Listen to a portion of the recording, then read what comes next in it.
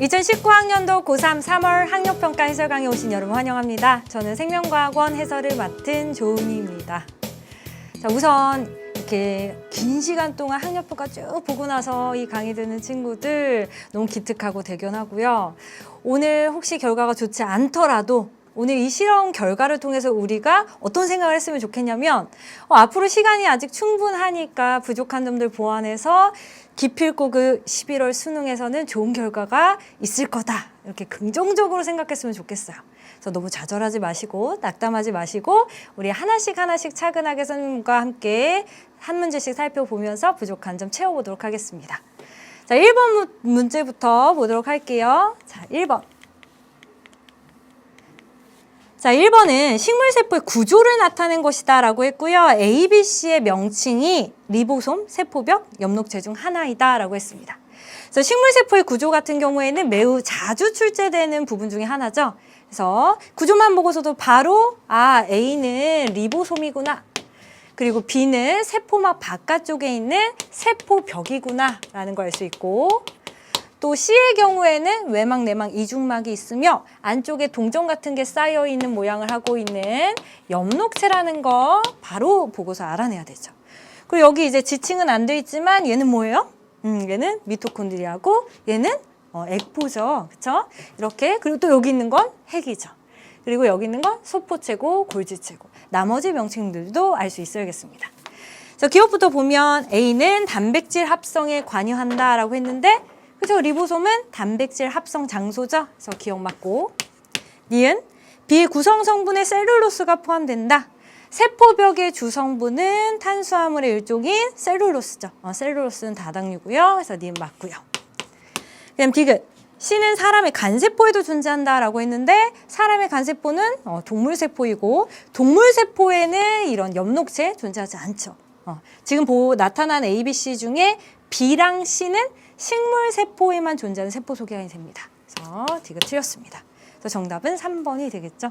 그래서 1번 문제는 아주 가볍게 풀 수 있는 문제였고요. 2번도 그렇게 어렵지 않은 생물체 구성 체제에 관계된 문제가 되겠습니다. 그래서 그림과는 동물의 위를 나는 식물의 잎을 나타낸 것이다. 동물의 위 그리고 식물의 잎은 모두 생물체 구성 단계 중 기관에 해당이 되죠. 두 가지 공통점은 생물체 구성 단계 중 기관이다. 그래서 기억부터 보면 간은 소화계에 속한다라고 했는데 위는 소화기관으로서 소화계에 속하죠. 소화계에 속하는 기관들 쭉 읊어보면 입, 식도, 위, 소장, 대장, 항문, 간, 이자 이런 것도 있죠. 기억 맞고. 니은 가와 폐는 동물의 구성 단계 중 같은 단계에 해당한다. 위와 폐는 모두 동물의 구성 단계 중 기관에 해당하죠. 그래서 니은 맞고. 나는 식물의 구성 단계 중 기관에 해당한다. 그쵸? 잎, 줄기, 뿌리, 열매 이런 것들 다 기관에 해당합니다. 그래서 정답은 5번이 되겠죠. 이것도 어렵지 않게 풀 수 있었을 것 같아요. 그 다음 3번은 생물체를 구성하는 기본 물질에 관한 내용입니다. 그래서 표는 생물을 구성하는 물질 A, B, C의 예를 나타낸 것인데 A, B, C는 각각 지질, 탄수화물, 핵산을 순서 없이 나타낸 것이다 라고 했어요. 먼저 A의 예로 녹말, 다당류가 있는데 이 녹말은 탄수화물 중 다당류의 예인 거죠. 그리고 B는 뭔지 모르겠지만 C가 예로 DNA가 있는 걸로 봐서 C는 핵산이구나. 그럼 하나 남은 B가 지질이 되겠습니다. 그렇죠? 그래서 기억부터 보면 A는 탄수화물이다. 네, 맞고요. 그다음 니은 중성지방은 기억에 해당한다. 중성지방, 인지질, 스테로이드는 다 지질의 예가 되죠. 그래서 니은 맞습니다. 디귿 C의 구성원소에 인이 포함된다. 핵산의 구성원소 꼭 알고 있어야 되는데 핵산의 구성원소는 CHONP죠. 핵촌P. 선생님 강의할 때 이렇게 외우자고 했죠. 탄수화물과 지질은 공통적으로 CHO를 갖죠. 구성원소로 CHO를 갖는다. 자, 그래서 기억, 니은, 디귿 다 맞아서 5번이 정답이 되겠습니다. 자, 그 다음에 이제 4번으로 넘어가도록 하겠습니다. 4번. 그림은 생물 군집을 구성하는 요소 사이의 상호 관계를 나타낸 것이다 라고 했어요. 그래서 개체군 A와 개체군 B가 나타나 있고 A는 개체군 간의 상호작용을 지금 지칭하고 있어요. 그래서 기억부터 보면 기역과 니은은 같은 종이다 라고 했는데요. 하나의 개체군에 있는 개체들은 다 동일한 종으로 구성되죠. 개체군의 정의가 뭐예요? 어떤 지역에 한 지역에 생활하고 있는 동일한 종의 무리를 뜻해요. 그래서 기역과 니은은 같은 종입니다. 그래서 기역 맞고 니은 AA로 리더제가 있다라고 했는데요. 개체군 간의 상호작용에 얘는 어떤 것도 있어요. 경쟁, 포식과 피식, 분서, 상리공생, 기생 뭐 이런 것들 있죠. 그래서 서로 다른 종 간의 상호작용의 유형을 물어봐야 되는데 지금 니은에서 그 예로 리더제가 있다고 그러겠어요. 리더제는 뭐의 유형이에요? 개체군 내의 상호작용의 예가 되겠죠. 그죠? 리더제, 순위제, 텃세, 사회생활 이런 것들은 다 개체군 내의 상호작용의 유형입니다. 그래서 니은은 틀렸습니다.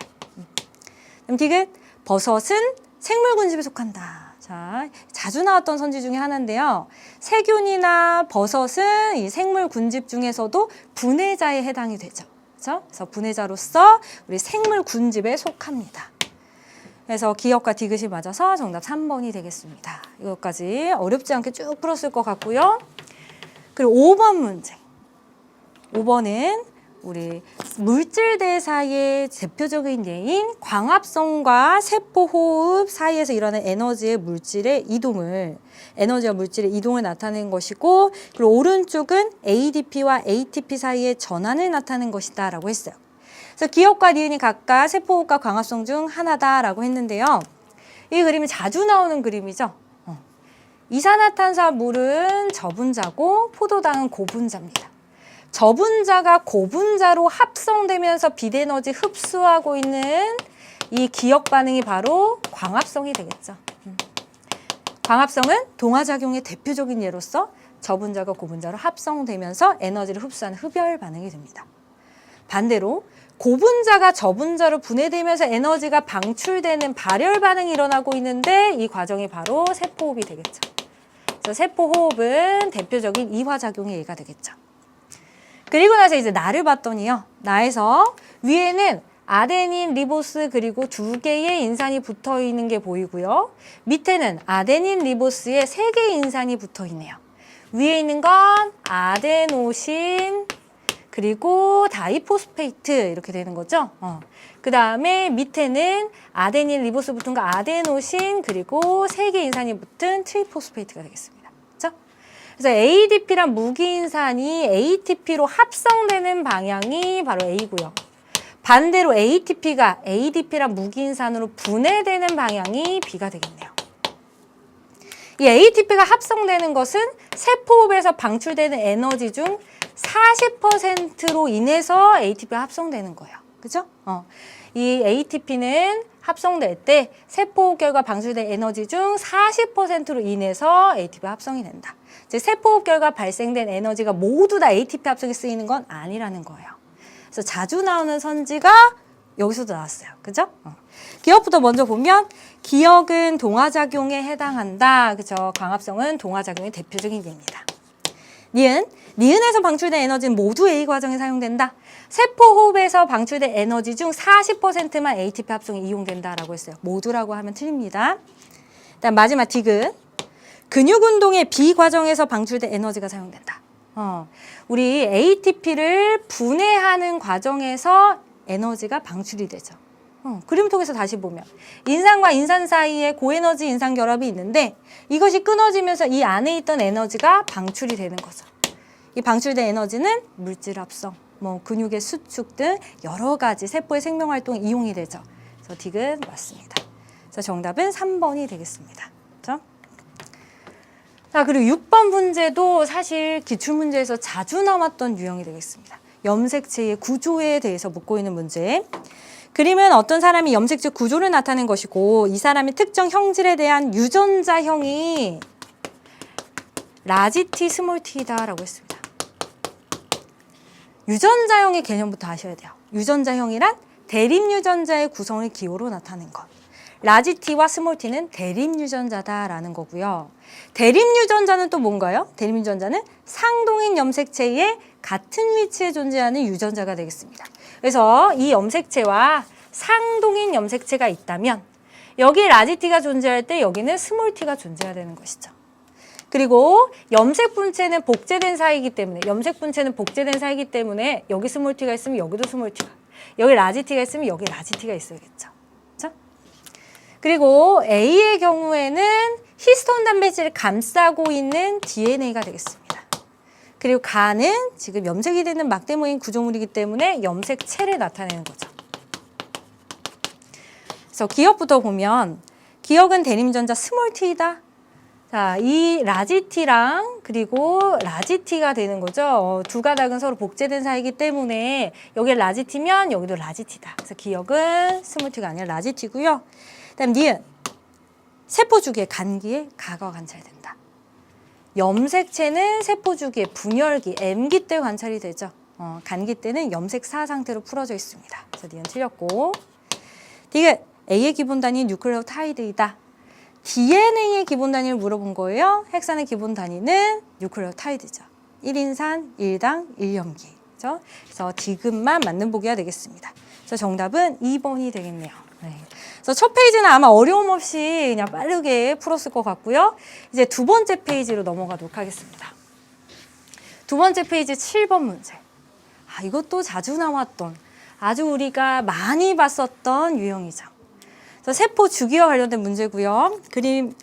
그림에 대한 설명들 읽어보면 먼저 그린 가는 어떤 동물의 체세포의 세포 주기를, 그리고 나는 이 세포를 배양한 후 세포당 DNA 양에 따른 세포수를 나타낸 것이다 라고 했어요.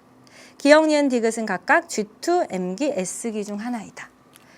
자, G1기가 여기 표시되어 있고, 그리고 화살표방에 이렇게 되어 있는데요. 그럼 G1기, S기, G2기, 그리고 M기가 되겠죠. 그리고 이 세포당 DNA 양에 따른 세포수 그래프는 굉장히 선생님 강조해서 수능 개념이나 수능 특강에서도 계속 설명을 했었어요. 여기서 1에서 피크가 나타나고 2에서 피크가 나타나는데 1에서 피크가 나타나는 것은 아직 DNA가 복제되기 전이다. 따라서 DNA 복제는 S기 때 일어나니까 그 전인 G1기가 되겠고요. 1과 2 사이는 복제 중인 거죠. 복제 중인 S기 때 세포가 존재하겠고, 그 다음 2는 이제 복제되고 난 다음이니까 G2기 그리고 M기 때 세포가 존재할 거예요. 그럼 이제 기억부터 구간 1에서 니은식의 세포가 있냐라고 물어봤어요. 구간 1은 G1기 세포가 있죠? 근데 니은식이 G2기 세포가 있냐라고 물어봤으니까 틀린 보기가 되겠죠. 그다음 니은 구간 2에는 핵막이 소실된 세포가 있다라고 했네요. 자, 핵막이 소실되는 건 언제일까요? 일단 G2기 때는 핵막이 있죠. 간기 때는 계속 핵막이 존재하기 때문에 여기도 핵막이 있고 여기도 핵막이 있고 G2기 때도 핵막이 있어요. 그다음 M기는 전, 중, 후, 말로 구분할 수 있는데 전기 때 핵막이 사라지죠. 그렇죠? 그래서 핵막 사라지고 그리고 말기 때 다시 핵막이 생깁니다. 그래서 핵막이 소실이 M기 때 관찰되므로 2에서 관찰된다. 그럼 맞는 거죠. 그렇죠? 님 맞고. 디귿식의 상동염색체 분리가 일어난다. 상동염색체 분리는 감수 1분열에서 일어나는 거죠. 자, 지금 디귿은 체세포 분열의 M기이기 때문에 염색 분체 분리가 일어나는 시기가 되겠죠. 그래서 정답 2번이 되겠습니다. 이것도 어렵지 않게 기출문제가 비슷하기 때문에 풀었을 것 같아요. 그 다음 이제 8번 문제. 표는 사람 몸을 구성하는 기관의 특징을 나타낸 것이다. X와 Y는 각각 이자와 콩팥 중 하나이다 라고 했습니다. 자, 먼저 X를 읽어보니까 소와 효소가 분비된대요. 소와 효소가 분비된다라고 했고요. 그럼 이자와 콩팥 중에 소와 효소가 분비되는 곳은 어딘가 생각을 해봐야 되는데 바로 이자가 되겠죠. 이자. 이자에서는 이자액이 분비되는데 그 이자액 속에 아트라라고 하는 3가지 소화효소가 있잖아요. 그죠?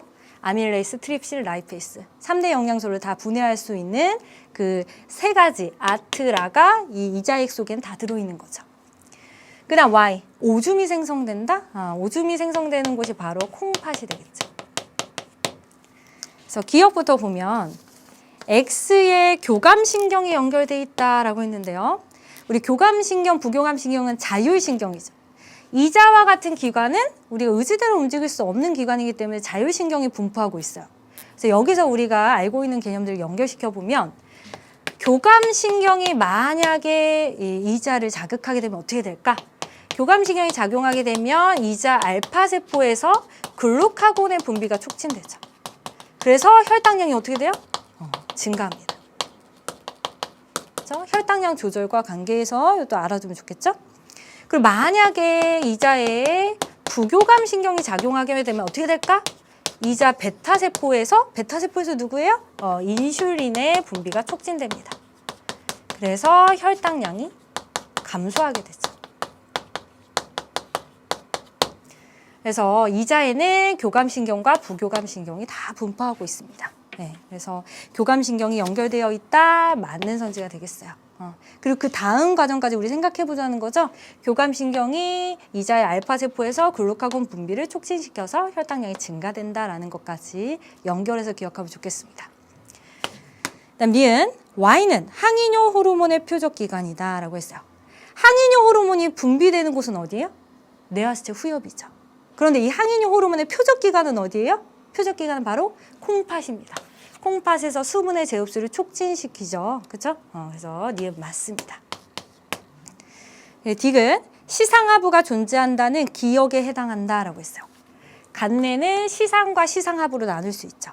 그리고 이 간내 시상하부가 항상성 조절에 중추가 됩니다. 그래서 니은 맞습니다. 딕은 맞습니다. 그래서 기억, 니은, 딕 다 맞아서 5번이 되겠습니다.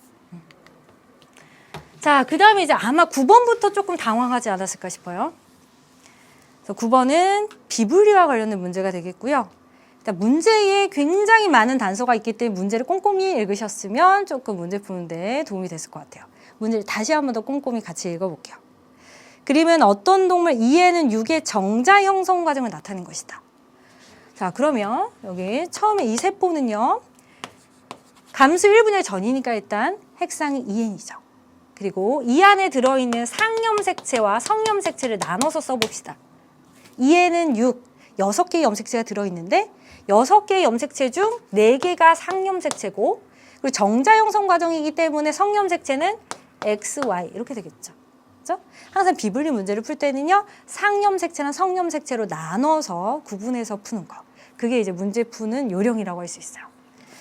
자, 그리고 나서 계속 읽어볼게요. 정자 형성 과정에서 성염색체 비분리가 1회 일어났다. 그럼 상염색체는 제대로 분리된 거죠. 그죠? 그럼 여기서 상염색체는 1분열에서 제대로 분리되면 2개 이렇게 들어갔죠. 2분열에서도 제대로 분리됐으니까 2개. 1분열에서만 절반으로 줄어들고 2분열에서는 염색체 수 변화가 없잖아요. 그래서 상염색체만 일단 써봤어요. 자, 그리고 기억, 니은, 디귿의 각각의 총 염색체 수는 서로 다르고 자, 이게 아주 큰 포인트인데요. 기억, 니은, 디귿에서 염색체 수가 서로 다르대요. 그럼 과연 1분열 비분리인지 2분열 비분리인지 우리가 이 내용을 가지고 파악할 수 있는데 1분열 비분리라고 생각해 봅시다. 1분열 비분리. 1분열에서 비분리가 일어나게 되면 4개의 세포는 각각 핵상이 n+1, n+1, n-1, n-1 이렇게 되죠. 어떻게 3개를 잡아도 기억, 니은, 디귿 3개 다 서로 염색체 수가 다른 경우는 안 나오죠. 그럼 1분열 비분리가 아니라는 뜻이구나. 2분열 비분리 생각해 볼까요? 자, 2분열 비분리. 염색 분체 분리가 잘 일어난 쪽은 NN이 되고 그리고 비분리가 일어난 쪽은 n+1, n-1이 됩니다. 기억, 니은, 디귿이 모두 다 염색체 수가 다르기 위해서는 이렇게 되면 되는 거죠. 그죠? 얘가 디귿이 되면 되고 이 둘이 기억 또는 니은이 되면 되는 거죠. 선생님, 혹시 얘가 기억, 니은이 되고요. 이 둘 중 하나가 디귿이 되면 안 돼요? 그러면 셋 다 염색체 수가 다르다는 조건이 안 되잖아요.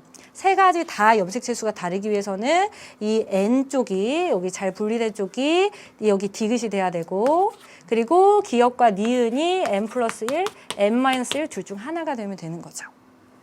자, 그러면 2분열 비분리구나. 그리고 이쪽에서 비분리가 일어난 거죠. 이쪽은 핵상 NN이 만들어졌고 이쪽에서 n+1 또는 n-1이므로 이쪽에서 성염색체 비분리가 일어났구나. 자, 그럼 이제 성염색체 비분리가 2분열에서 일어난 걸 생각해 봐야 되는데 궁금한 건 이건 거예요. 과연 X염색체가 이쪽으로 가서 비분리가 됐을까? 또는 Y염색체가 이쪽으로 가서 비분리가 됐을까? 그거에 대한 정보가 또 나옵니다. 마지막, 니은의 X염색체 수와 디귿의 총 염색체 수를 더한 값은 5이다라는 정보가 있어요. 니은의 성염색체 수와 디귿의 총 염색체 수인데 디귿은 n이기 때문에 n이면 몇 개 염색체? 3개 염색체가 들어있겠죠. 그러면 니은에 들어있는 성염색체 수가 2개여야지만 합해서 5가 되는 거예요. 그럼 여기 성염색체 X가 2개 있다라는 뜻이 되겠죠. 문제에서 다시 읽어보면 니은의 X와 그리고 디귿의 염색체 수를 합쳐서 5가 된다라고 했으므로 니은의 X는 2개가 돼야 돼요. 그래서 여기에 X가 2개 있으면 되는 거예요. 그러면 여기서 이분열 전에 X를 가지고 있어야겠죠. 여기는 Y를 가지면 되고요. X가 1로 들어가고 Y가 1로 들어갔는데 X끼리 염색 분체 사이에서 비분리가 일어난 거예요. X 안에서 염색 분체 사이에 비분리가 일어나서 그래서 X가 1로 다 들어간 거죠. 여기는 안 들어가고요. 그리고 이쪽은 2 플러스 Y, 2 플러스 Y 정상적으로 분리가 됐겠죠. 그래서 기억부터 보면 성염색체 비분리는 감수 1분열이 아니라 감수 2분열 이쪽에서 일어난 거죠. 기억의 총 염색체 수는 2다라고 했는데 기억의 총 염색체 수는 2 맞네요. 그죠? 디귿의 Y 염색체 수는 1이다라고 했는데 그죠? 디귿의 Y 염색체 수 1개입니다. 그래서 니은 디귿 맞아서 정답 4번이 되겠습니다. 그죠? 그 다음 이제 10번 문제. 자, 10번은 방어작용과 관련된 문제인데 아마도 이런 방어작용 문제를 어려워하는 친구들이 되게 많은 것 같아요. 선생님이 이제 매번 합평이나 모평 해설을 하다 보면 의외로 유전 문제가 아니라 이런 방어작용에서 줄글로 이렇게 표현된 이런 문제를 어려워하는 것 같아요. 그래서 하나씩 차분하게 정리를 해볼게요. 다음은 항원 X와 Y에 대한 생쥐의 방어작용 실험이다. 유전적으로 동일하고 항원 X와 Y에 노출된 적이 없는 생쥐 A, B, C, D를 준비했어요. A에게 X를 주사하고 자 이걸 써봅시다. A에게 X, 항원 X를 주사했대요. 그리고 B에게 항원 Y를 주사했다. 그리고 주사한 X와 Y가 생쥐의 면역 반응에 의해 제거된 후 그 다음 이제 A에서 혈청을 분리하여 여기까지만 생각해 볼게요. A에게서 혈청 기역을 분리했대요. 그럼 이 기역 속에 뭐가 들어있을까 생각을 해봐야 되는데 A에게 항원 X를 주사하고 나서 A의 체내에는 이 항원 X에 대한 항체가 만들어질 텐데 그 항체를 이 혈청이 갖고 있겠죠. 그래서 이 기역은 X에 대한 항체를 포함하고 있습니다. 자, 여기서 또 중요한 개념 하나 정리하면 혈청에 뭐 비림프가 들어있다, 뭐 기역세포가 들어있다, 이런 세포 성분이 들어있다는 선지가 나오면 이건 틀린 거죠. 왜냐? 혈청은요, 혈장에서 혈액 응고 성분만 제외한 거예요. 즉, 혈장 속에는 세포 성분이 들어있지 않기 때문에 이 혈청 속에는 뭐 어떤 세포 성분도 들어있지 않은 거예요. 그렇죠? 그래서 이 혈청 속에 그럼 뭐가 들어있느냐? 바로 이렇게 항체와 같은 것들이 들어있다. 그래서 X에 대한 항체를 지금 기억에 포함하고 있는 거죠. 근데 얘를 어디다 주사를 했냐면 C에게 주사했어요. C에게. 그리고 B에서 Y에 대한 기역세포를 분리해서 D에게 주사한다. 그럼 B에서 이번엔 기역세포를 분리하는데 이 기역세포는 B에게 넣어줬던 Y에 대한 기역세포가 되겠죠. B는 X가 침입한 적이 없기 때문에 X에 대한 기억세포는 갖지 않고 Y를 주사했기 때문에 Y에 대한 기억세포를 이제 B가 갖고 있었고 그것을 추출해서 D에게 주사를 한 겁니다. 자, 그리고 일정 시간이 지난 후 C와 D에게 동일한 항원을 주사했는데 이 항원이 X인지 Y인지 잘 모르겠어요. 그리고 나서 어떤 그래프를 얻었냐면 X 또는 Y를 주사하고 난 다음에 A 또는 B와 같은 항체 생성 농도 그래프를 얻었어요. 근데 여기서 A와 B가 C와 D 중 뭔지 안 알려줬습니다. 자, 그럼 이제 어떻게 생각을 해야 되느냐?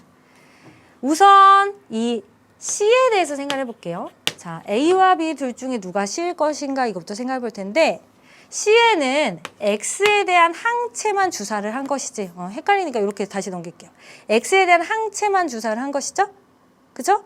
그리고 나서 이 C에게 X 또는 Y를 주사한다 라고 했을 때 이 C는 전에 노출된 적이 없었기 때문에 항원 X나 Y에 대해서 노출된 적이 없었기 때문에 X나 Y를 주사할 때 첫 번째 침입이 됩니다. 따라서 1차 침입을 하게 되면 1차 면역 반응이 일어나게 되는 거죠. 그렇죠? 그럼 이 그래프에서 A와 B 중에 1차 면역 반응은 바로 B가 되는 거예요. 그래서 C는 X 또는 Y를 주사해도 전에 항원에 노출된 적이 없기 때문에 1차 면역 반응이 일어나니까 반드시 B가 돼야 된다. 그러면 A는 반드시 D가 되어야겠죠. 자, 그러면 이 D는요. 지금 이 어떤 항원이 주사됐을 때, X 또는 Y가 주사됐을 때 항체가 굉장히 빠르고 많이 생성이 됐습니다.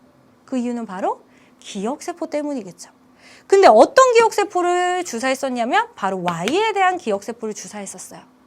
따라서 지금 Y에 대한 기억세포를 갖고 있었고 항원 X나 Y 중에 Y를 주사했기 때문에 그에 대해서 항체가 빠르고 많이 생성이 된 거죠.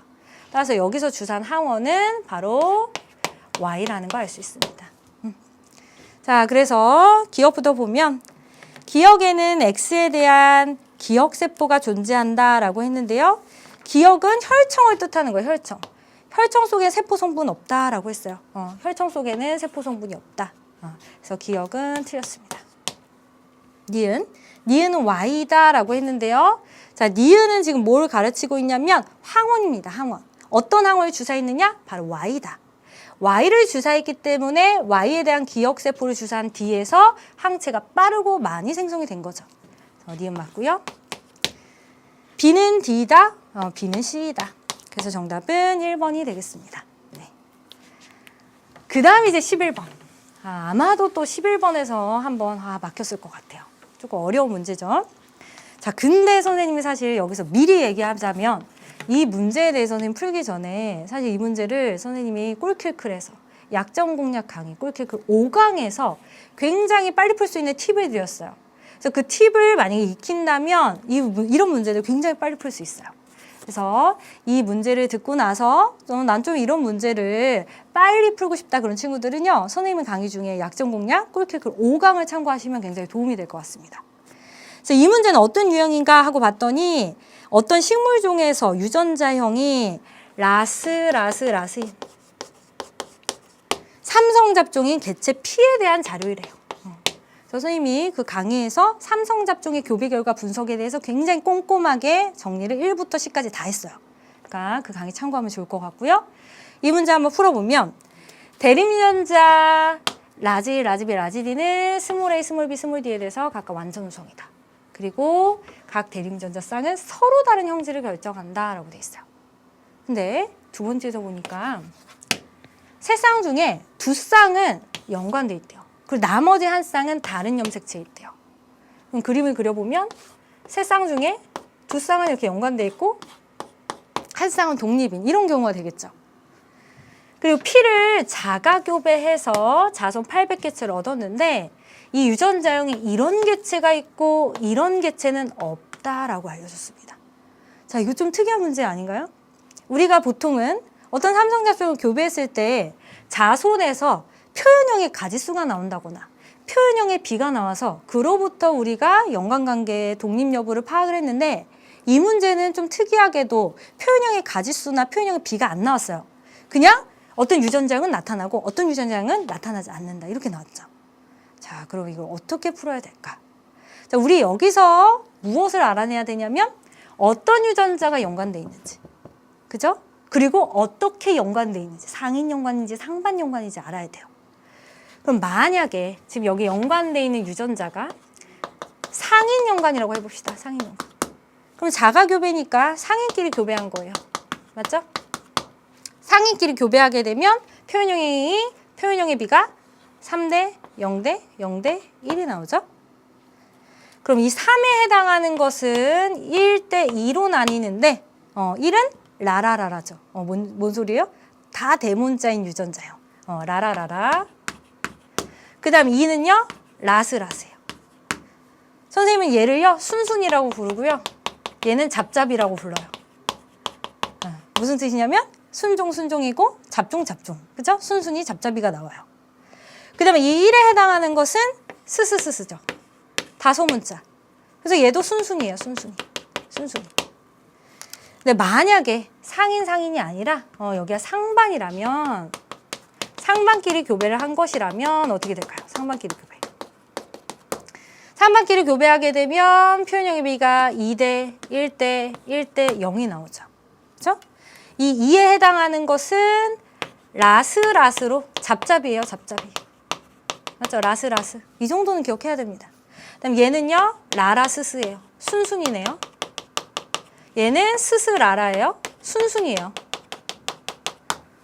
그럼 지금 상인끼리 자가교배거나 상반끼리 자가교배거나 둘 중 하나인데 왼쪽이나 오른쪽이나 다 자손에서 유전자형이 순순히 잡잡이에요. 순순히 잡잡이밖에 안 나온다는 거 알 수 있죠.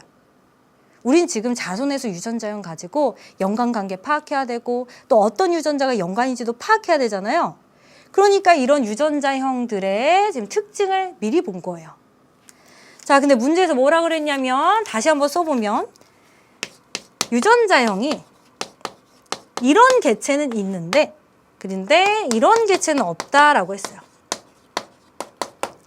먼저 있는 것부터 파악을 해볼게요. 지금 어떤 문자가 연관인지 모르겠는데요. 세 가지 경우밖에 없죠. 어떻게? A와 B가 연관이거나 B와 D가 연관이거나 A와 D가 연관이거나 셋 중 하나예요. 만약에 A와 B가 연관이라고 해봅시다. 그럼 A와 B가 상인연관이라면 상인끼리 자가교배했을 때 그때 순순이나 잡잡이가 나와야 돼요. 근데 여기서 잡순이가 나왔잖아요. 그러니까 A와 B 연관 아니구나. B와 D도 보세요. B와 D가 만약에 연관이라면 상인연관이거나 상반연관이거나 여기서도 마찬가지 순순이나 잡잡이만 나와야 돼요. 둘 중 어느 것이든지. 근데 여기서 보면 순잡이가 나왔잖아요. 그죠? 그래서 여기도 아니다. A와 B 또는 B와 D가 연관이라고 가정을 해봤을 때 둘 다 성립을 하지 않기 때문에 순순이나 잡잡이만 나와야 되는데 안 나오기 때문에 그럼 나머지 얘가 맞나? A와 D가 연관인가? A와 D가 연관이고 잡잡이가 나올 수 있느냐? 상인 교배했을 때도 잡잡이 나올 수 있죠? 상반 교배했을 때도 잡잡이 나올 수 있어요. 즉 A와 D가 연관인 건 일단 알아냈어요. 그럼 이제 얘를 통해서 과연 상인 연관인지 상반 연관인지를 가려내는 거예요. 자, 봤더니요. 이런 애가 안 나온다라고 했습니다. 우리 지금 A와 D의 연관관계부터 파악해야 되기 때문에 A와 D에 대한 유전자형만 봤는데 라라스스가 안 나온다 이런 뜻이죠. 봤더니 라라스스 여기 상반끼리 자가교배하면 나와야 되죠. 근데 이게 안 나왔다는 것은 두 번째 경우가 아니라는 거구나. 두 번째가 아니라 첫 번째라는 거죠. 그래서 A와 D가 연관돼 있으며 상인 연관이라는 거 알아냈습니다. 그럼 B는 독립이 되겠죠. 그래서 연관관계 파악을 했고요. 이제 기억부터 보도록 하겠습니다. 기억의 표현형은 4가지다 라고 했어요. 지금 기억은 피를 자가교배했을 때 자손을 뜻합니다. 그럼 여기서 지금 몇 가지가 나오는지 빠르게 써보면 일단 여기 A와 D 연관되어 있는 얘를 자가교배하면 3대 0대 0대 1 이런 B로 2가지 표현형만 나와요. 2가지가 일단 나오고 A와 D에서 그리고 라지 B 스몰 B를 자가교배하게 되면 우성 표현인데 열성 표현 3대 1로 나오죠? 그죠? 그래서 또 2가지 표현형이 나와요. B에 의해서. 그래서 4가지가 되는 거죠. 항상요, 어떤 확률이나 가지수를 구할 때 연관돼 있는 거 그리고 독립인 걸 따로따로 각각 구해서 n으로 곱해주시면 돼요. 서로 다른 염색체에 있다면 가지수를 각각 구해서 곱하는 거예요. 확률도 마찬가지. 다른 염색체에 있다면 각각 구해서 곱해주면 됩니다. 그래서 4가지. 그래서 기억은 맞는 선지가 되겠고요. 그 다음에 이제 니은. 기억의 유전자형이 이런 개체가 있느냐라고 물어봤어요. 그러면 지금 우리 상인 자가교배가 맞다는 거 알고 있기 때문에 일단 스스스스 여기서 나오죠.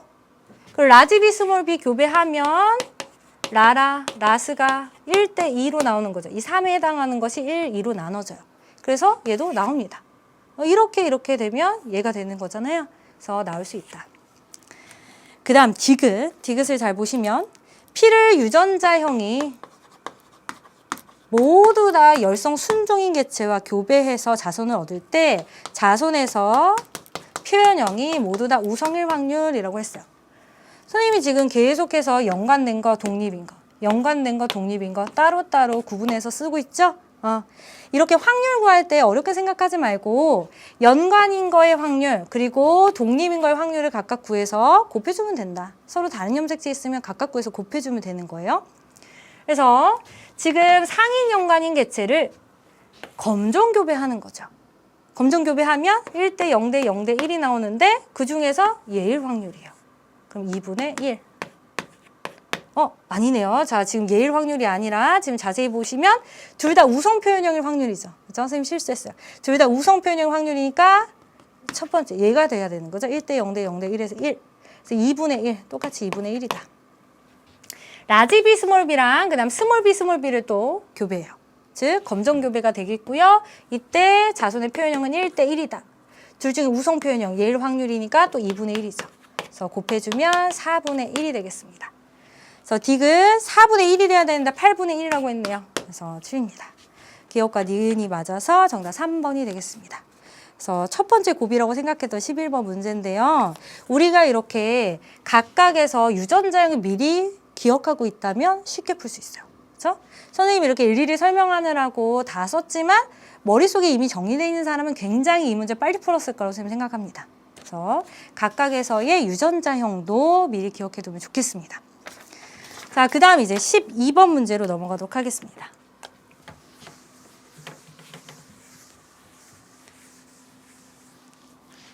그림은 중추신경계에서 나온 말초신경이 근육 A와 B에 연결된 경로로 나타낸 것인데 A와 B는 골격근과 심장근을 순서 없이 나타낸 것이래요. 골격근은 의지대로 움직일 수 있는 근육이에요. 선생님 지금 움직이고 있는 거 다 골격근이죠? 따라서 체성신경에 연결되어 있습니다. 골격근. 근데 심장근의 경우에는 의지대로 움직일 수 없어서 교감, 부교감과 같은 자율신경에 연결이 돼 있죠. 자, 그러면 이제 기억부터 보면 A는 골격근이다. 맞습니다. 니은 기억은 신경제 이전 뉴런이 이후 뉴런보다 짧다. 부교감 신경의 경우에는 신경제 이전 뉴런이 이후 뉴런보다 길죠. 이전이 길어요. 이름이 기니까 앞이 길다 이렇게 기억하시면 좋겠어요. 그래서 니은 틀렸고.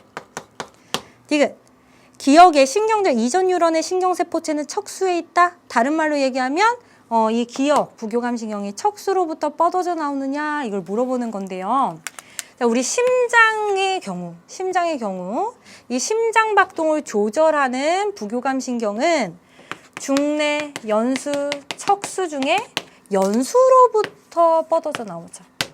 부교감 신경은 중내, 연수, 척수 세 군데에서부터 뻗어져 나오지만 심장 박동 조절과 관계 있는 연수로부터 뻗어져 나옵니다. 그죠? 여기 만약에 위가 있다면 소화운동과 관련 있는 것도 연수죠. 연수로부터 뻗어져 나오고 만약에 동공이 있다면 동공반사와 관련 있는 중내로부터 뻗어져 나오고요. 그리고 여기 방광이 있다면 척수 끝으로부터 뻗어져 나오겠죠. 그죠? 그렇지만 만약에 교감신경이라고 한다면 교감은 척수로부터만 뻗어져 나오죠. 네, 그래서 정답은 1번이 되겠습니다. 1번. 자, 그래서 12번까지 풀었고 이제 13번 보도록 하겠습니다. 그림 가는 유전자형이 라스인 자 라지 A 스몰 A 유전자형이 이렇게 된대요. 사람의 감수분열 과정에서 세포 한 개당 DNA 상대량의 변화를 이거는 잘 알고 있는 그래프가 되겠고 나는 세포 기억 니은 딕을 리을이 가지는 세포 한 개당 유전자 라지 A 그리고 스몰 B의 수를 나타낸 것이다. 수라고 되어 있습니다. 유전자 수. 자, 그러면 우리가 일단 이 그래프부터 분석을 해보면 원에서 이 원시기는 아직 DNA 복제가 일어나기 전이에요. 그렇죠? 그리고 DNA 복제되고 그 다음 2 구간은 감수 1분열 중이고 그 다음 감수 1분열에서 상동염색체 분리돼서 이제 세포당 DNA 상대량이 반으로 떨어진 거죠. 그래서 이 전까지는 2N이었는데 상동염색체 분리돼서 핵상이 이제 N이 되는 거죠. 그리고 여기서는 염색분체 분리가 일어난 거죠. 그렇죠? 자, 그러면 우리가 감수분열 과정을 그림으로 나타냈을 때는 어떻게 되느냐? 그림을 나타내 보면 이해를 돕기 위해서 그림을 그려보는 거예요. 그럼 각각의 단계를 1, 2, 3, 4로 표시를 해보자. 1은 DNA 복제 전이죠. DNA 복제 일어나고 난 다음에 2가 되겠고요. 감수 1분이 일어나고 난 다음이 3번이죠. 그리고 감수 2분열 일어나고 난 다음이 4번이 되겠습니다. 이렇게 표시할 수 있겠죠. 그리고 각각에서의 이제 각각 유전자의 상대량을 유전자 수죠. 여기서는 유전자 수를 구하기 위해서 그림으로 나타내 볼 건데 먼저 원 복제 전이에요. 라지 A, 스몰 a 각각 상동이 염색체 같은 위치에 있죠. 라지 B, 스몰 b도 상동이 염색체 같은 위치에 있습니다. 복제되기 전이기 때문에 라지 A와 스몰 b는 한 개씩 있어요. 한 개씩. 2는 복제되고 난 다음 그러면 두 개씩 이렇게 복제가 되겠죠. 라지 A 수 2개, 스몰 b 수 2개. 그럼 1과 2부터 찾아볼게요. 1인 걸 찾아보니까 여기 있네요. 그죠? 1. 그래서 얘가 1이고 2인 거 찾아봅시다. 여기 있네요. 그래서 얘가 2. 그 다음에 이제 3번과 4번인데요. 선생님 이것도 굉장히 개념 강의나 수특이나 약점 공략에서 계속 강조를 했는데요. 3번에는 어떤 유전자가 들어있다면 이만큼, 들어있지 않다면 0이 됩니다. 이유는 보세요. 라지 A를 만약에 여기서 받았어요. 그럼 스몰 A 1로 들어가요. 왜? 상동염색체가 1번에서 분리되기 때문에. 라지 A가 여기 들어왔다면 라지 A 2예요. 근데 만약에 스몰 A가 이쪽으로 들어왔다면 라지 A는 없겠죠. 0이 되겠죠. 그래서 2 또는 0을 가지게 됩니다. 그래서 2 또는 0인 게 바로 니은이네요. 그래서 얘가 3가 되는 거고요. 4번과 같은 경우에는 염색 분체까지 분리가 일어났기 때문에 그 유전자를 갖고 있다면 1, 갖고 있지 않다면 0이 돼요. 그래서 1 또는 0인 디귿이 바로 4번이 되겠습니다. 그죠?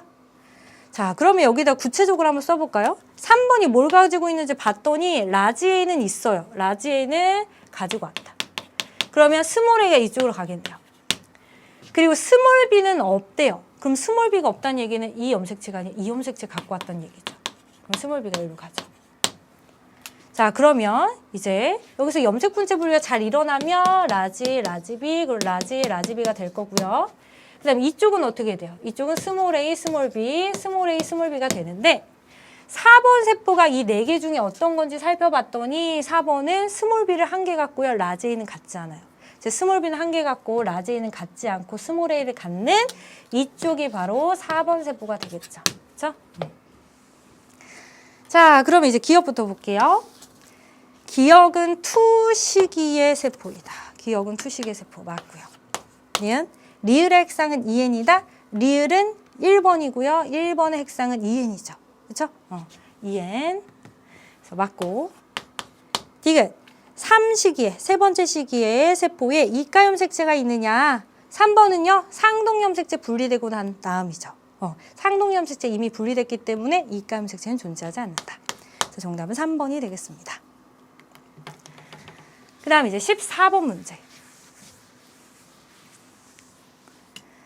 표는 질병 ABC의 특징을 나타낸 것이고 ABC는 결핵, 그리고 독감, 남모양 적혈구 빈혈증을 순서 없이 나타낸 것이다. 자, 이 세 가지를 구분하면 되는데요. 먼저 A는요. 병원체가 없대요. 병원체에 의해서 일어나지 않은 비감염성 질병을 뜻하는 거예요. 셋 중에 비감염성 질병은 바로 남모양 적혈구 빈혈증이죠. 남모양 적혈구 빈혈증은 유전자 돌연변이 얘죠. 유전병의 얘입니다. B. 병원체는 세포 구조가 아니다. 자, 결핵은요. 세균에 의한 질병이고 독감은 바이러스에 의한 질병이죠. 바이러스는 세포 구조가 아니고 세균은 세포 구조를 갖죠. 따라서 세포 구조가 아닌 병원체로 인해서 일어나는 질병은 바이러스에 의한 독감이 되겠습니다. 병원체는 독립적으로 물질대사를 한다. 세균은 독립적으로 물질대사를 할 수 있죠. 그러나 바이러스는 자체 요소를 갖지 않기 때문에 숙주세포 내에서만 물질대사를 하죠. 따라서 하나 남은 C는 세균에 의한 질병인 결핵이 되겠습니다. 기억부터 보면 A는 유전병이다. 그렇죠. 남모양 적혈구 빈혈증은 유전자 돌연변이 얘다. 니은 B의 병원체는 바이러스다. 독감의 병원체 바이러스 맞죠. C를 치료할 때 항생제를 사용한다. 세균에 의한 질병을 치료할 때 항생제를 사용하죠. 바이러스에 의한 질병을 치료할 때는 항바이러스제를 사용하고요. 그렇죠. 그래서 정답은 기억, 니은, 디귿이 다 맞아서 5번이 되겠습니다. 네. 자, 그 다음 이제 15번 문제에서 아마 굉장히 어렵다고 느꼈을 것 같아요. 15번 문제는 좀 신유형의 문제가 되겠고 여러분들이 많이 어려워하는 킬러 문항 중에 하나예요. 그죠? 흥분의 전도 그래프 분석 문제. 먼저 그림부터 살펴보면 먼저 가는 민마리집 신경 A와 B의 역치상의 자극이 이 부분에 동시에 주고 경과된 시간이 T1일 때 그때 1, 2, 3, 4 P1부터 P4까지의 막전이를 나타낸 거예요. 여기 있는 게 막전이죠. 그리고 나는 P1부터 P4에서 활동전이가 발생했을 때 각 지점에서 막전이 변화를 나타낸 것이다. 우리가 잘 알고 있는 그래프. B에서 흥분 전도 속도를 알려줬는데요. 3cm/ms 이렇게 알려줬습니다. 자, 이런 문제를 접근할 때 이 문제에서 우선 하나의 신경에서 두 지점을 서로 비교해 봐야겠고요. 여기서도 하나의 신경에서 두 지점을 서로 비교해 봐야겠고 또 서로 다른 신경에서 같은 위치를 또 서로 다른 신경에서 같은 위치를 비교해 봐야겠습니다. 자, 먼저 하나의 신경에서 두 지점 비교해 볼게요. A 이 지점에 자극을 줬어요. 그럼 자극이 여기 먼저 도달하고 그 다음 여기 도달하겠죠. 그런데 P1의 막전이 확실하게 알려줬습니다. 마이너스 80mV. 마이너스 80mV는 이렇게 교점을 그었을 때 딱 한 부분에서만 나타나기 때문에 확실하게 이 부분이 P1의 막전이라고 써놓을 수 있죠. 그리고 P2의 막전을 봤더니 마이너스 58mV예요. 그럼 마이너스 58? 한 이 정도 되겠구나. 두 군데서 교점이 생겨요. 그럼 P2의 막전이는 확실하게는 모르는 거예요, 아직. 둘 중에 뭔지 모르겠다. 그런데 P1보다는 자극이 늦게 왔잖아요. 따라서 자극이 오고 나서 P1은 여기까지 진행이 되지만 P2는 얘보단 자극이 늦게 오기 때문에 그래프가 덜 진행됐을 거라는 거 알 수 있어요. 근데 덜 진행된 것이 여긴지 여긴 건지 일단은 모르는 거죠. 그렇죠? 자, 그 다음에 P3, P4를 또 비교를 해볼 텐데 P3는 지금 막전이가 마이너스 75mV예요. 그러면 교점을 또 그어보면 마이너스 75mV 두 군데가 나옵니다. 여긴지 여긴지 모르겠어요. 그리고 P4는요. 얘보다는 자극이 늦게 오기 때문에 그래서 그래프에 더 왼쪽에 표시하면 되죠. 자극이 늦게 왔으니까 그래프가 덜 진행되는 거예요. 그런데 그 지점이 바로 플러스 30mV 또 확실합니다. 그러면 P4의 막전을 일단 써놓을 수 있죠. 이렇게. 자, 그러면 각 신경에서 서로 다른 지점 비교는 끝났는데요. 이제 우리가 늘 문제풀이 하던 대로 뭘 하면 돼요? 서로 다른 신경에서 같은 지점을 비교하면 돼요. 그런데 문제는 얘의 흥분의 전도 속도는 알려줬는데 얘의 흥분의 전도 속도를 모르는 거예요. A보다 B가 빠르다면 B가 자극이 먼저 오니까 그래서 그래프의 더 오른쪽에 있어. 이렇게 비교하면 되는 건데 A의 흥분의 전도 속도를 모르겠는 거죠. 이게 문제인 거예요. 그러면 우리가 A의 흥분의 전도 속도를 구하고 싶어요. 속도는 시간분의 거리예요. 시간부터 구해야겠네. 시간부터. 그럼 이 T1이 뭔지부터 구해야 되는 거예요. T1이. 그리고 문제에서 기억에서 T1이 뭐냐고도 물어보고 있어요. 그럼 우리 T1에 대한 정보를 얻기 위해서 이미 흥분의 전도 속도를 알려주고 또 그 지점을 확실하게 알 수 있는 막전이가 확실한 P4를 이용해보자. P4의 경우에는 플러스 30mV 나타내고 있어요. 그럼 P4에 자극이 오고 나서 정확히 2ms 후에 측정한 막전이라는 거예요. 맞나요? P4에 자극이 왔어요. 그리고 정확히 2ms 후에 측정한 막전이가 지금 플러스 30mV예요. 그런데 우리가 이 T1은 언제부터 시작해서 잰 거냐면요. 문제 잘 읽어보시면 이 지점에다가 동시에 자극을 주고 일정 시간 T1 후에 막전이를 지금 나타낸 거예요.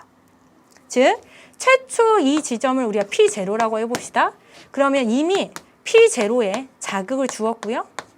그로부터 얼마 뒤에 P3 지나서 P4에 자극이 오고 그리고 2ms 후에 막전이가 지금 플러스 30인 거예요.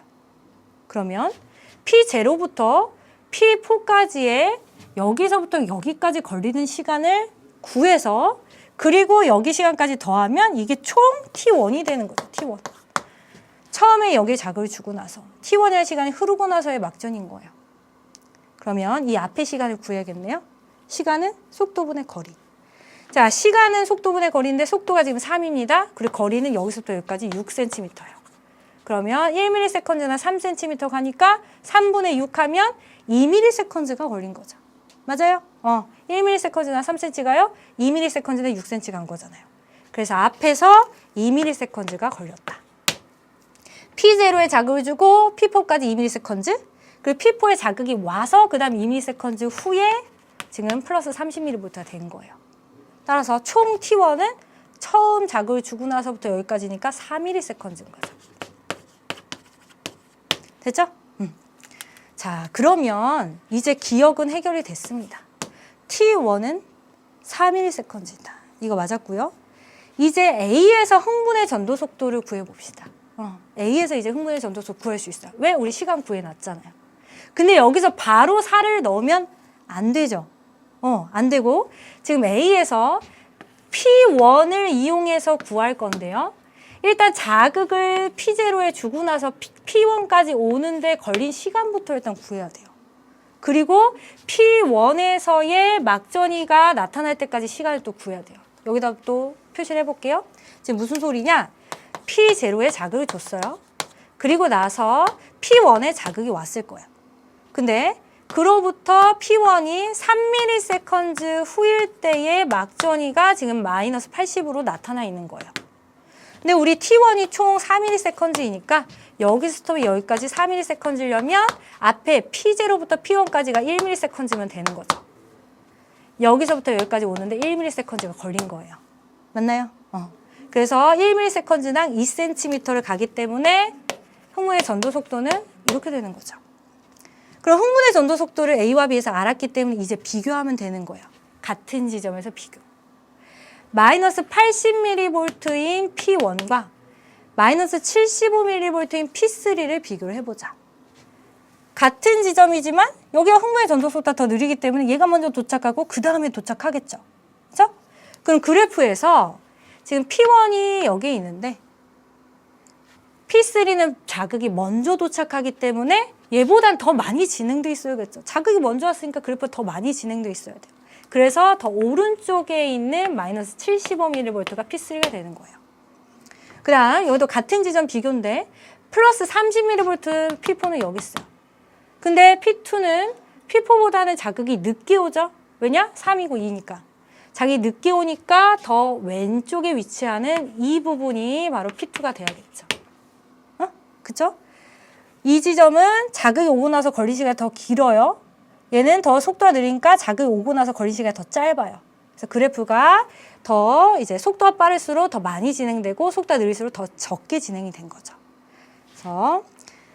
그래서 P1, P3, P2, P4 다 지금 정리를 했습니다.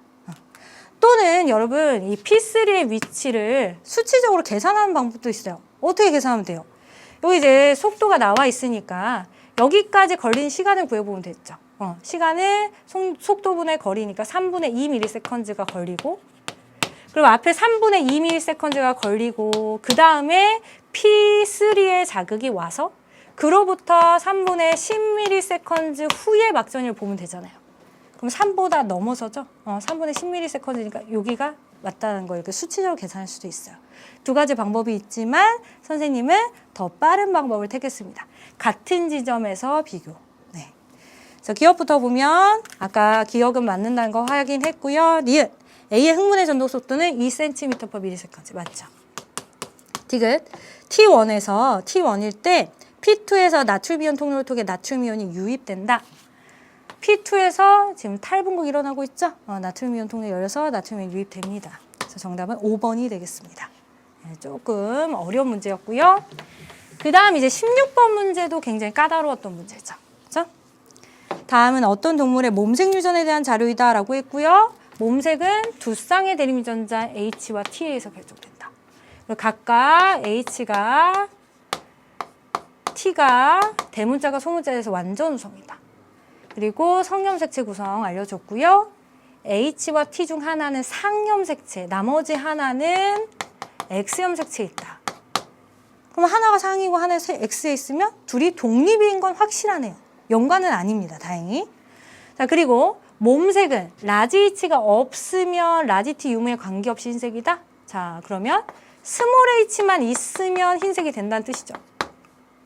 라지 H가 있고 라지 T가 없으면 그럼 스몰 T만 있다면 그때 갈색이 되는 거고요. 라지 H랑 라지 T가 모두 있으면 그럼 검은색이 된다. 이런 조건이 있어요. 이런 문제는 조건에 따라서 풀어야 됩니다. 그죠? 그래서 검은색 몸 수컷과 검은색 몸 암컷을 교배했대요. 자, 여기다 써보면 검은색 몸 암컷과 수컷이기 때문에 일단 라지 H, 라지 T는 둘 다 있는 거죠. 그렇죠? 그리고 그 사이에서 수컷과 암컷에서 표현형의 B가 나왔어요. 자, 이걸 어떻게 접근해야 될까? H와 T를 다 고려해야 되는데 이 문제 어떻게 풀까라고 굉장히 머리가 아프죠. 그러면 일단 수컷과 암컷에서 표현형의 B를 비교를 해봤더니 어떤 이제 눈에 띄는 점이 보이냐면 흰색은 수컷과 암컷이 같아요. 근데 갈색을 봤더니요. 암컷은 절대 갈색이 나올 수 없다는 거. 여기서부터 착안을 하는 거예요. 암컷이나 수컷 중에 뭐 어떤 것이 0이 나온다 그러면 그것에 주목을 하는 거예요. 이런 문제 풀 때는. 자, 그럼 암컷에서 갈색이 나올 확률이 지금 0이고 수컷에선 갈색이 나올 수는 있어요. 이게 이제 중요한 포인트가 되는 건데요. 이 갈색이 나올 확률부터 계산을 해봅시다. 자손에서 이 사이에서 갈색이 나올 확률은 어떻게 구할까? 갈색이 나오려면 라지 H를 가져야겠죠? 라지 H를 가지고 그리고 스몰 T만 가질 확률. 그런데 문제에서 H와 T는 상과 X에 있다. 즉 독립이다라고 했기 때문에 각각의 확률을 구해서 곱해주면 되는 거예요. 라지 H를 가질 확률, 그리고 스몰 T만 가질 확률을 구해서 곱해주면 된다. 자, 그러면 암컷에서는 이 확률이 지금 0이 나왔어요. 암컷에서는 라지 H를 가지고 스몰 T만 가질 확률이 없다는 뜻이죠. 그러면 각각의 확률이 모두 다 0인 거다. 둘 중 하나가 0이면 되겠네요. 자, 그러면 얘 생각해 볼게요. 라지 H를 가질 확률이 과연 0이 될 수 있느냐. 이런 부모 사이에서 태어난다면 이게 성염색체에 있든 상염색체에 있던 라지 H를 가질 확률이 0은 아니죠. 라지 H를 갖지 않는다. 즉, 이 확률이 0이 되려면 모두 다 스몰 H만 가져야 돼요. 근데 둘 다 지금 라지 H를 하나씩은 갖고 있잖아요. 그래서 라지 H를 가질 확률이 0이 될 수는 없는 거예요. 라지 H를 갖지 않는다는 뜻이고 스몰 H만 갖는다는 뜻이 돼야 되잖아요. 그래서 얘 앞에는 0이 될 수 없다. 따라서 암컷에서 이 확률이 0이 되기 위해서는 D가 0이어야 돼요. 스몰 T만 가질 확률이 0이 돼야 된다라는 뜻인 거죠. 그럼 수컷에서는 이 두 가지 곱한 확률이 지금 0이 아니라 뭔가 나오고 있죠? 확률이 0이 아닙니다. 그러면 마찬가지로 뒤의 확률이 이번엔 0이 아니라는 뜻이 되는 거예요. 그렇죠? 그러면 이렇게 생각해 볼 수 있죠? 이 부모 사이에서 똑같은 부모 사이에서 태어난 암수가 수컷은 스몰 T만 가질 확률이 있는데 암컷은 스몰 T만 가질 확률이 0이다라는 것은 어떤 부모 사이에서 태어난 유전자형이 암수에서 그 나타날 확률이 다르다는 것은 이 유전자가 바로 어디에 있다? 암수 다르게 갖고 있는 X염색체에 존재한다는 거겠죠. 그렇죠? 여기서 착안을 해서 T는 X염색체에 있고 H는 바로 상염색체에 있구나라는 거 알아낸 겁니다. 자, 그러면 이제 얘는 상염색체에 있네요. 그러면 암수 모두 다 쌍으로 갖고 있겠어요. 그리고 얘 유전자형을 어떻게 할 수 있느냐? 바로 흰색인 수컷, 암컷으로부터 할 수 있죠. 왜? 흰색인 개체들은 스몰 H만 갖는 거잖아요. 그럼 부모로부터 스몰 H를 하나씩 받은 거죠. 그리고 이쪽이 수컷이고 이쪽이 암컷이다라고 해보면 수컷은 X 하나 그리고 Y염색체 같죠. 그리고 여기서 라지T일까 라지T 스몰 T일까 그거에 대한 정보를 주는 건 바로 갈색인 수컷이 나올 수 있다는 거. 무슨 소리예요? 갈색인 수컷은 스몰 T만 갖는 거죠. 스몰 T 그리고 Y염색체가 있는 거예요. 그러면 갈색이 될 수 있는 그 수컷을 통해서 우리 이 스몰 T를 암컷이 줬다는 거죠. 엄마가 스몰 T를 줄 수 있어야 된다. 유전자형 다 나왔어요. 자, 그래서 기억부터 보면 기억은 스몰 T를 가진다? 아니다. 기억 틀렸고. 그다음 니은의 몸색 유전자형은 두 가지다. 자, 지금 유전자형 물어봤는데요. 표현형까지 선생님이 한 번에 정리할게요. 옆에다 정리해볼게요. 지금 라지 h, 스몰 h, 라지 h, 스몰 h에 의한 표현형을 여기다 써볼게요. h에 의한 표현형을 이쪽에. 근데 지금 표현형 말고 일단 유전자형부터 써야 됩니다. 왜냐면 각각의 유전자형을 조합해서 여기서 표현형이 나오는 거잖아요. 그래서 먼저 유전자형을 써보면 이 사이에서 라지 h, 라지 h, 라지 h, 스몰 h, 스몰 h, 스몰 h인 자녀가 나올 수 있고 그 유전자형의 비가 1대 2대 1이죠. 그리고 T에 의한 유전자형도 써보면 자, 이 암컷이 태어날 때는 라지 T, 라지 T거나 라지 T, 스몰 T거나 하죠. 라지 T, 라지 T, 스몰 T 이거는 암컷. 수컷의 경우에는 라지 T, Y, 스몰 T, Y 두 가지죠. 자, 그리고 각각이 1대 1대 1대 1이죠. 그렇죠? 그러면 자손에서의 각각의 유전자형이 나올 확률은 얘랑 얘를 각각의 비율을 곱해주면 되니까 1, 2, 1, 1, 2, 1, 1, 2, 1, 1, 2, 1 이렇게 돼요. 그래서 그리고 표현형도 구해볼게요. 일단 암컷부터 생각을 해볼 텐데 암컷에서 이 부분은 라지 H랑 라지 T가 같이 있어요. 라지 H, 라지 T 같이 있으면 검은색이죠. 즉 검은색이 암컷이 되겠고 스몰 h만 있으니까 이쪽은 흰색이 되겠죠. 그 다음에 이 부분의 경우에는 라지 h랑 라지 t가 같이 있으니까 검은색인 수컷. 이쪽도 스몰 h만 있으니까 이쪽은 흰색 수컷이 되겠고 이쪽은 라지 h가 있는데 스몰 t만 있어요. 그럼 뭐라고 했죠? 아까 갈색. 그래서 각각의 비율이 아까 표와 동일하게 나왔습니다. 자, 그래서 니은부터 이제 보면 니은의 몸생 유전자형은 두 가지이다. 니은은 검은색 수컷이에요. 검은색 수컷이면 여기죠. 그래서 유전자형이 이렇거나 이렇거나 해서 두 가지 맞습니다. 니은 맞고. 디귿. 디귿에서 몸생 유전자형이 이런 개체수가 이런 개체수보다 많으냐라고 물어봤어요. 그러면 몸생 유전자형 이제 찾아볼게요. 이런 개체 어디 있는지 봤더니 라지 H, 스몰 h, 라지 T, 라지 T 이만큼 존재할 때 라라, 라스는 어딨죠? 라라, 라스 1만큼 존재해요. 이게 더 큰 거 맞네요. 그래서 디귿 맞습니다. 그래서 정답은 4번이 되겠습니다. 조금 어려운 문제지만 풀어봤고요. 그래서 이런 문제들은 선생님이 정리했던 대로 각각의 유전자형이 나올 확률들을 써서 표로 나타내는 게 가장 문제 풀기 깔끔합니다. 그리고 이제 넘어가서 17번 문제 보도록 하겠습니다. 생물 다양성의 의미에 대해서 묻고 있는 문제가 되겠고요. 기호부터 보면 유전적 다양성이 높은 종은 환경이 급격하게 변하거나 전염병이 발생했을 때 멸종될 확률이 높지 않고 낮다라고 해야지 맞죠? 어떤 개체가 사라져도 또 다른 개체가 살아남아서 종을 유지할 확률이 높잖아요. 그래서 이거 틀렸고. 종 다양성은 종의 수가 많을수록 전체 개체 수에서 각 종이 차지하는 비율이 균등할수록 높아지는 거죠. 그래서 니은 틀렸고. 강습지, 사막, 산림, 초원 등이 다양하게 나타나는 것은 생태계 다양성에 해당이 되죠. 그래서 디귿만 맞아서 정답 2번이 되겠습니다. 그리고 이제 또 고난이도 문항, 가계도 분석 및 염색체 비분리를 파악하는 문항이 되겠네요. 그래서 문제부터 읽어보면 가는 대림전자 라지 A, 스몰 A에서 그럼 정록생명의 형질이 나왔어요. 정록생명은 라지 B와 스몰 B에 의해서 결정이 되는데 각각 대문자가 소문자에 대해서 완전 우성이다. 그리고 아주 중요한 포인트가 있죠. 가와 정록생명을 결정하는 유전자는 동일한 염색체에 연관되어 있다. 정록생명이 X염색체에 존재하죠. 그래서 X연관이라는 거 파악할 수 있습니다. 이 정록생명에 대해서는 우리가 꼭 알고 있어야 돼요. X염색체 유전이고 정록생명이 정상에 대해서 열성이라는 것도 알고 있어야 됩니다. 미리 알고 푸는 문제예요. 그리고 나서 이제 가에 대한 정보를 얻고 싶습니다. 일단 X염색체 존재한다는 거 알았지만 이 가 유전병이 우성인지 열성인지가 궁금한 거예요. 그죠? 그리고 나서 이제 문제 밑에 단서들을 봤는데 구성원 O는요. 클라인펠터 증후군이래요. 그러면 XXY 구성을 갖죠. 다음 8번은 터너 증후군이래요. 그러면 터너 증후군 X 하나죠.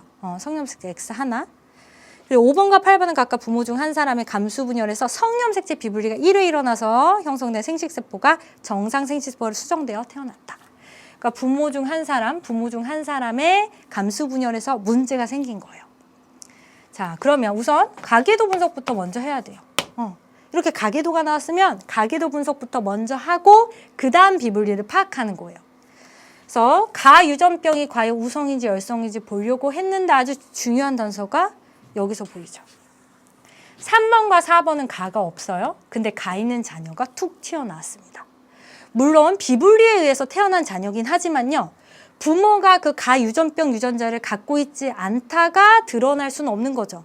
어떤 유전자 갑자기 툭 튀어나오는 경우는 부모가 숨겨서 갖고 있다가 드러나는 경우잖아요. 그래서 부모가 이 가유전병 유전자를 숨길 수 있다. 즉 유전병이 정상에 대해서 열성이 되겠습니다.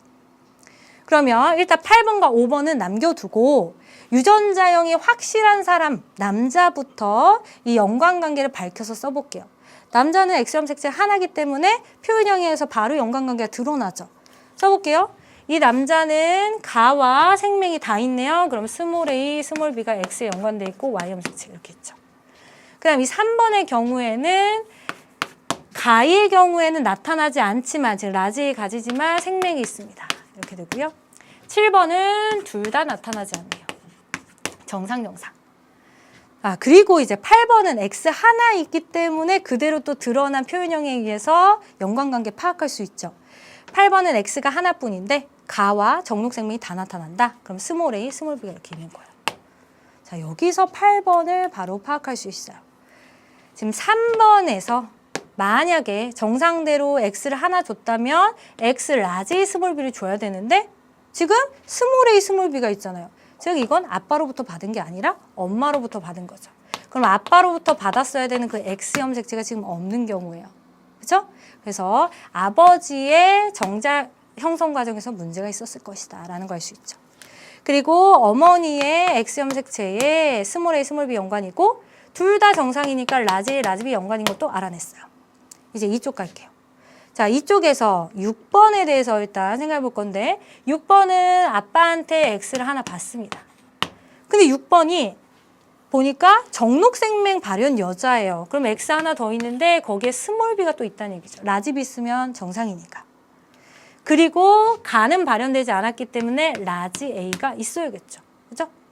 자, 그러면 X 스몰 a, b는 아버지한테 받고 X 라지 a, 스몰 b는 엄마한테 받네요.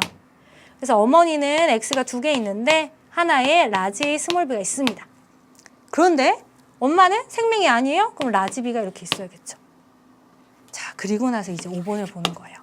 5번에서 비분리를 파악해야 되는데 가 발현 남자입니다. 그러면 가가 발현된다는 건 스몰 a만 갖는다는 뜻이죠. 라지 a를 갖는 순간 정상이 되니까 이 X에 스몰 a만 있다는 걸 뜻하는구나.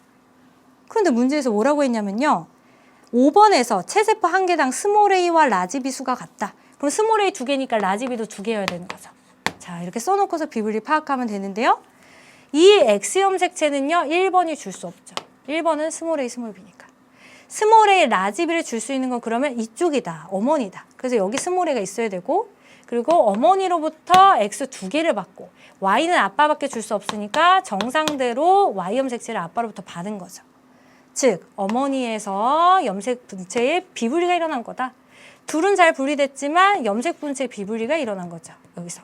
그래서 이분열 비분리 결과 생성된 생식세포가 정상 정자 수정되어서 태어난 5번이다. 그래서 기억부터 보면 가는 우성 형질이 아니라 열성 형질이에요. 니은 성염색체 비분리는 2와 3의 감수 분열에서 일어났다. 3번 그리고 2번의 감수 분열에서 일어났습니다. 이번에 확률 구해야 되는데요. 6번과 7번 사이에서 이 아이에게서 가와 정록생명이 모두 발현될 확률. 즉 스몰 a랑 스몰 b만 가질 확률이에요. 그러면 얘를 받고 얘를 받을 때만 가능하죠. 즉 2분의 1 곱하기 2분의 1에서 4분의 1이 돼야 됩니다.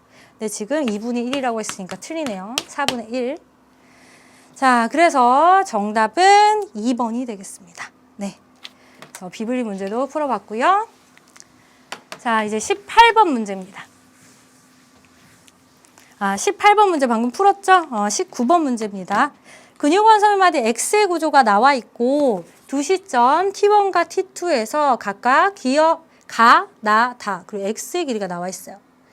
그런데 가나다는요. 기억, 니은, 디귿을 순서 없이 나타낸 것이래요. 기억은 액틴 필라멘트만 있는 부분, 니은은 액틴과 마이오신 겹치는 부분, 디귿은 마이오신 필라멘트만 있는 부분이네요. 그쵸? 자, 그러면 우리가 이제 여기 T1에서 T2로 갈 때 X의 길이 변화를 보면서 각각 가나다가 기니 디 중에 뭔지 매칭을 해야 돼요. 자, 이 내용도 선생님 굉장히 많이 강의에서 강조했습니다. 수능 개념, 수능 특강, 그리고 꿀킬클에서도 수식으로 나타내면서 강조를 했거든요. 보시면 X에서 T1에서 T2로 갈 때 길이가 0.6만큼 줄어들었어요. 자, 양쪽에서 0.3씩 0.3씩 밀고 들어온 거죠. 0.3, 0.4 똑같이 밀고 들어와서 총 0.6이 감소한 거예요. 그러면 0.3씩 밀고 들어오면 기억 하나의 길이는 0.3만큼 감소하는 거죠. 한쪽이 0.3, 0.3 밀고 들어오니까 이 구간이 0.3 감소. 겹치는 구간의 길이는 한쪽이 0.3만큼 증가하겠죠. 근데 가운데 있는 디귿의 길이는 어떻게 돼요? 0.3씩 0.3씩 밀고 들어오면 원래 구간보다 0.3씩 0.4씩 밀고 들어왔으니까 가운데가 마이너스 0.6이 되는 거죠. 0.3씩 0.4씩 밀고 들어와서 가운데 마이너스 0.6이 된다. 그리고 나서 가를 봤더니요. T1에서 T2로 갈 때 마이너스 0.6 됐어요. 지금 마이너스 0.6 되는 디귿이다. 나는 0.3이 증가했어요. 그럼 플러스 0.3 되는 니은이 되겠고, 다는 그럼 마지막 기억이 돼야 되겠고요. 이렇게 가면 마이너스 0.3이 돼야 되므로 A는 0.6이겠죠. 그래서 기억부터 보면 나는 니은이다 라고 했는데 나 니은이다 맞고, A는 0.9가 아니라 0.6이다. 맞으면 디귿 T2일 때 A 대길은 1.6 마이크로미터이다. T1이거나 T2거나 A 대길은 변하지 않죠. 그럼 선생님 그냥 T1일 때 구해볼게요. A 대길이는 전체 X에서 2개의 기억을 빼주면 됩니다. 2.8에서 2개의 기억, 즉 1.1을 빼주면 되니까 1.6 맞네요. 그래서 정답은 4번이 되겠습니다. 자, 이제 마지막 문제입니다. 마지막 문제는 우리가 쉽게 풀 수 있는 문제죠. 그렇죠? 군집의 천위와 관련된 문제. 지역 A에서 천위가 일어날 때 군집의 높이 변화를 나타낸 것이다. 기역, 니은, 디귿은 양수림, 음수림, 그리고 지우류 중 하나이다 라고 했어요. 자, 그러면 군집이 시간이 지남에 따라 이렇게 변화해 가는데 시간 순서에 따라서 맨 처음엔 지우류죠. 그 다음 초원, 그 다음 양수림에서 음수림 순서로 변화해 가죠. 그죠? 그래서 기역부터 보면 기역은 개척자이다. 그죠? 지우류는 1차 건성천이의 개척자가 됩니다. 니은 A에서 일어난 천이 2차 천이다. 1차 건성천이라고 선생님이 이미 얘기했죠. 지우류는 맨 땅에서부터 시작해서 즉 1차 천이의 개척자이기 때문에 2차 천이 아니고 1차 천이다. 2차 천이는 산불이나 홍수, 산사태 등으로 인해서 초원부터 시작하는 천이잖아요. 마지막 디귿. 지표면에 도달하는 빛의 세기는 T1일 때가 T2일 때보다 약하다. 자, 지금 보면 군집의 높이가 점점 증가했죠. T1에서보다 그리고 T2에서 더 증가했어요. 즉 숲이 점점 군집의 천위에 따라서 숲이 우거지는 거예요. 숲이 우거지면 우거질수록 지표면에 도달하는 빛의 세기는 적어지겠죠. 그렇죠? 그래서 디귿은 틀렸습니다. 그래서 정답은 기억만 맞아서 1번이 되겠습니다. 자, 이렇게 해서 우리 3월 학평에 있는 20문제 다 풀어봤는데요. 선생님 다시 한 번 더 강조하지만 이렇게 3월 학평을 보고 나서 우리가 그 결과를 통해서 얻을 수 있는 것은 무엇이다? 앞으로 포기하지 않고 부족한 점을 잘 채우자라는 그런 긍정적인 마인드를 얻자는 거죠. 그렇죠?